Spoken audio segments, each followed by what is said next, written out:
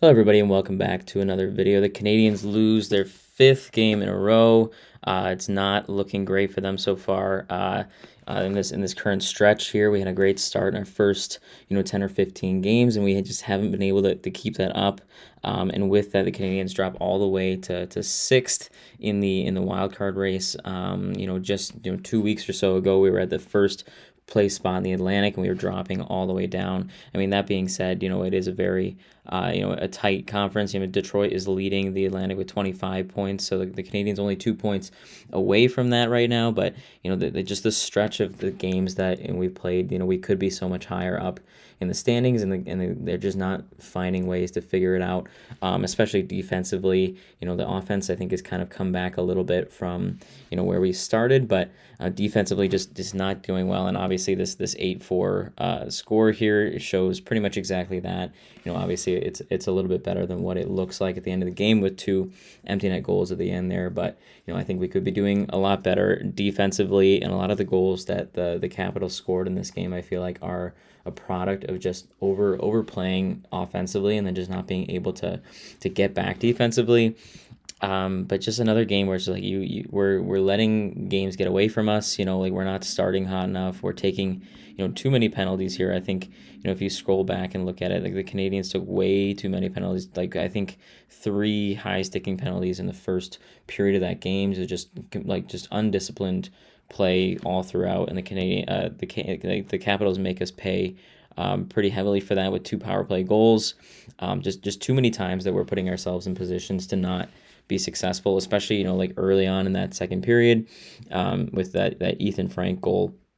We end the first period, the dying 6 of the first period with our third high sticking penalty, and you just can't do that to yourselves, especially after we were able to get that tying goal late in the first period. You got to be able to come out strong, and we just handicap ourselves when we keep putting ourselves in the box. And obviously against the Capitals and Ovechkin out there, like you're gonna concede goals if you put yourself in the box that many times, and that's exactly what happened here. The goaltender controversy continues as well. Samuel Montembeault gets pulled midway through the not even midway through, like in the beginning of the second period, after letting in just an absolute stinker of a goal from Ethan Frank. It was his second in less than a 2-minute stretch or whatever, and it's just one that's you got to be able to just paddle that aside or something like that. But it finds a way past him, and deservedly so, he gets pulled. I've been singing his praises throughout most of the season when a lot of people haven't really had his back, but that was absolutely a time where he needed to make that save, and it's just like if you let in a goal like that, you're just going to get pulled. And not all the goals were his fault, and none of the goals that were scored after the fact were WSH either, especially coming in relief. I think he made some critical saves to keep us in it for a while, but generally speaking, we're not getting goaltending, and we're defensively, we're not putting our goaltenders in a good position to be able to keep us in games. Too many times, I think a big theme of what I've been seeing is, and I understand, like our defensive core is very much an offensive, defensive core, but too many times I'm seeing, our defensemen step up into the play to try to get, offense generated, and it leads, immediately to offensive opportunities the other way for the opposition. I think the Capitals did that quite frequently throughout this game, and it led to a couple of goals, like the Sonny Milano goal. Ethan Frank kind of gets one in that second part. I mean, that you should probably save that one. Obviously, that's why Montembeault got pulled at the end of it. But it's just a lot of goals that are scored off of rush chances the other way, and Dobeš made some saves. It could have been even worse in that category as well. But a lot of times, especially like the Ovechkin, his second goal of the game was directly off of Lane Hudson, going in and playing offense, but then nobody, coming back to cover him, and it just ends up being, we have, I think it was like Nick Suzuki was like the only guy back playing like a 2-on-1, and when you have Ovechkin on a 2-on-1, like you're gonna get scored on. Like I don't care how old he is, like he's gonna find a way to put it past you. So that's just like, it's just frustrating the way that we're not generating offense, even though we have defensemen stepping up into the play. And when we do step up into the play, it doesn't work, and then we get offensive chances the other way for the opponents. And it seems like the Capitals knew that going in, like they saw the scouting report on that, and were able to capitalize off of that. So just just frustrating the way that we're not generating the offense when we need to be, and then it bites us in the ass defensively as well. So I think the defense is really the biggest thing from this one, and from a lot of the games going back, in the last 5 here. Like we're just not able to keep the puck out of the net. We're putting our goaltenders in bad spots, and they're not necessarily helping us either. But I think the Jacob Chikrin goal, the one that gave the Capitals a 4-2 lead there. That goal happens because, like a minute before, essentially, Slavkovsky had a chance to get the puck out of the net, get the puck out of the zone, and he doesn't do it. That leads to extended zone time. Jake Evans had a chance to get the puck out of the zone. He doesn't do it. And then, of course, he gets injured later on. That leads to that 4-2 goal. I don't know what the status on Jake Evans is, but he did definitely get a hit up high that wasn't called, and then a goal was scored right after. But none of that would have happened if the Canadians were actually just able to get the puck out of the zone and make a line change there. But we keep trying to be a little bit too cute with it in the defensive zone. That leads to some chances there. So just a combination of not being able to play in our defensive zone, like getting the puck out of the zone, playing on the penalty kill too often, stepping up offensively too often, and then just not being able to get back. Like there's too many chances that the Capitals are getting where we're odd manned, and a couple other chances that the Capitals got just because like the Canadians weren't able to like stay on their feet. The Milano goal is definitely partially because it was Carrier back, and then he like stumbled trying to play transition to like backward skating, which is something that you shouldn't see an NHL player stumble like that. I mean, it happens, but I like too many chances we're getting, and things just aren't really going our way defensively. And then obviously when the Capitals score 8 goals, you can't expect offensively to score more than that. But yeah, so that's really the gist of this one, is just like we got to find a way to play some defense and help out our goaltenders a little bit. I think definitely our goaltenders didn't necessarily help us out on the other end either, but we got to be able to put ourselves put our goalies in situations where they can make savable saves, and then we need to have our goaltenders take accountability of those savable opportunities.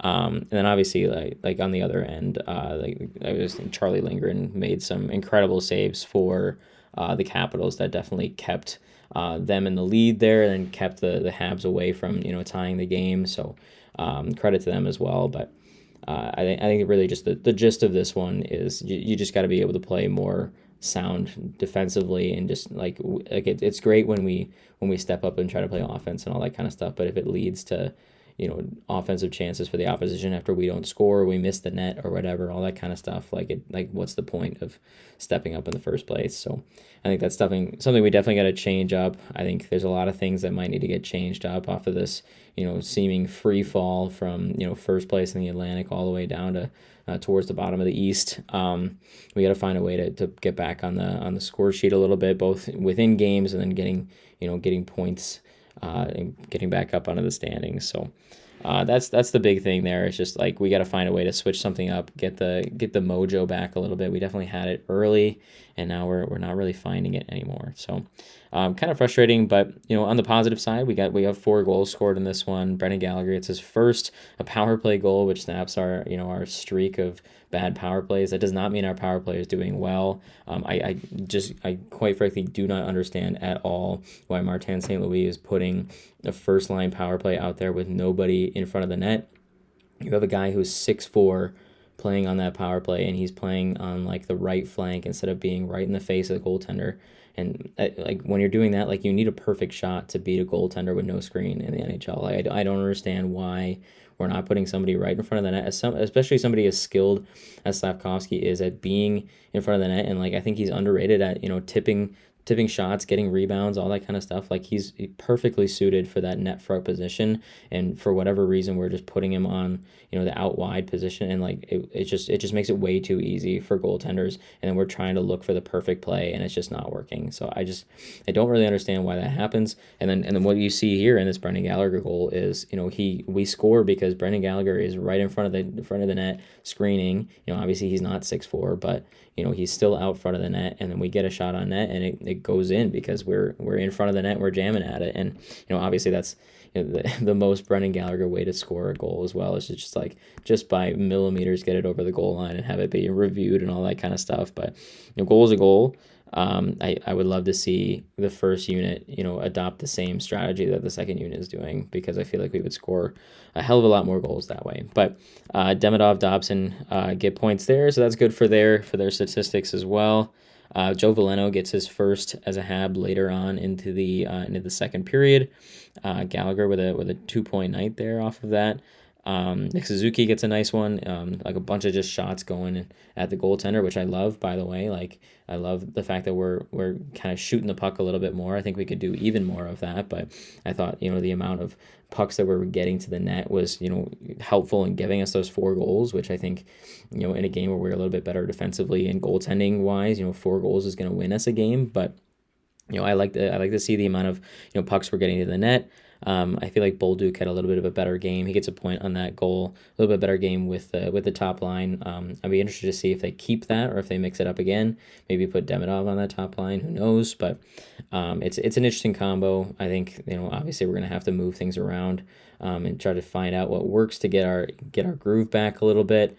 I do like the Slavkovsky second line as well. I feel like him and Demidov are working well together, and I feel like that was evident in this game as well as the last one. So it'll be interesting to see what they do with the lineups and stuff like that. It just feels like we got to keep trying stuff, keep changing things around until we find something that works, including maybe reprioritizing who goes in net in our games, especially going forward. We got the Leafs coming up on Saturday when we've got to figure out, are we going back to Montembeault after, the performance he had there? Are we going with Dobesh? Both guys letting goals. I feel like Dobesh was a little bit better in this one than Montembeault was, but like lots of decisions to make, but that's the way it goes. Matheson gets one as well. He gets a nice, shot that beats Lindgren. Caulfield and Hudson get points on that, so good to see them getting points as well. But that's about where the positives end there. I think it was definitely a better game than what we've seen in the past. I mean, obviously, I think our best game was the Columbus one where we forced overtime there, but I think when you score 4 goals at home, you would like to say that you at least went to overtime or something like that. But we gotta play much better defensively, and it's partially our goaltenders, but I think what's really more at fault is our just inability to play disciplined hockey or inability to get pucks out of the zone. And it just like we're trying to play too much offense, and I get it. Like we're in a losing effort. We're trying to find a way to tie the game up, all that kind of stuff. But we have to prioritize our end of the ice, and it felt like the Canadians were doing way too much of risky play in our end of the ice and all that kind of stuff, and it just leads to those chances, those spring chances the other way. And I feel like the Capitals, more than teams that we've seen in the past, really try to take advantage of that, and it definitely worked out for them. Obviously, they scored 6 goals minus the empty net. And then Sonny Milano at the end scores on the goaltender, but you got to find a way to play better defense. You can't let any team score 8 goals on you. Like that's just you just can't allow that. So that's what we'll be looking for, I think, more than anything going into the game on Saturday is just, can we play defense? We've definitely got a struggling team in the Maple Leafs. They're 9-9-3 as of right now. So we got to find a way to frustrate those guys, play some solid D. Obviously we're waiting to see what's going on with Jake Evans, if he's going to be all right. Hopefully he is, because he's a huge piece of our defensive effort, especially on the penalty kill. I think he will be fine. It probably took him out for precautionary reasons, maybe like concussion protocol, that kind of thing, because of that high hit from Tom Wilson. So hopefully he's all right, but just either way, we got to be able to find a way to play some defensive hockey. The goals are going to come. We're a talented team. We know that. We're talented offensively. That's going to come, but I feel like it has to start from our own end, and it starts with our goaltenders and just the way that we're able to get pucks out of our zone and limit high danger chances. That's the biggest thing that we're seeing right now. So so looking forward to Saturday. Should be a good game. Another home game. The Canadians have not been great at home recently, which is really disappointing considering how great the fans are in Montreal.